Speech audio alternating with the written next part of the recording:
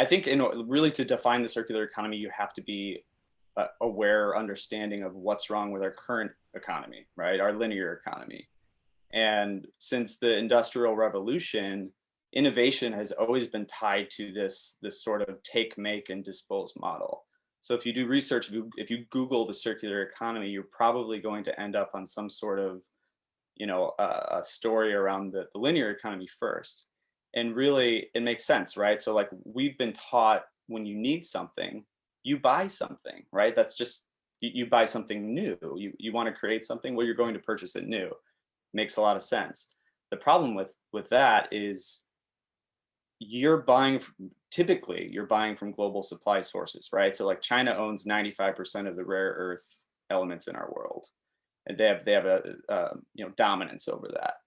And so when you're harvesting and extracting these materials, you need to be thinking of them as commodities, and that's really what the circular economy is about, right? So the circular economy, the best way I like to describe it is to look to nature, right? In nature, you have kind of the nutrients, right? Of like a tree will fall down in the forest and it'll give back to the soil, right? Or maybe it's a home for animals. And so similar to that, we are trying to mimic nature for our man-made resources, right? So like the nutrients of a product are designed and optimized for this cycle of disassembly and reuse.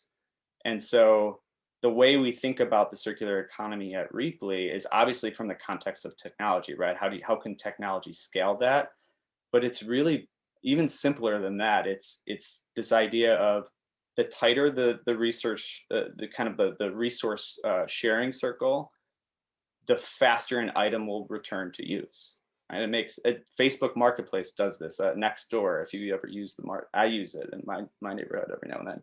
But like businesses don't do that, right? They buy and they buy again, and you have procurement managers that aren't connected to sustainability managers across campuses or across different locations. And so you really need to be thinking about the most likely path for reuse, and the players locally who can use these leftover materials. And so that's kind of our mindset. But the circular economy has taken off, especially this year, because we're seeing we got an unfortunate peak inside what a broken global supply chain looks like. We know what that looks like with COVID.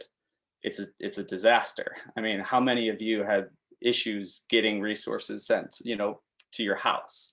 It's been a struggle, and organizations are now starting to talk about these things and saying, okay, how do we get more value out of what we're sitting on?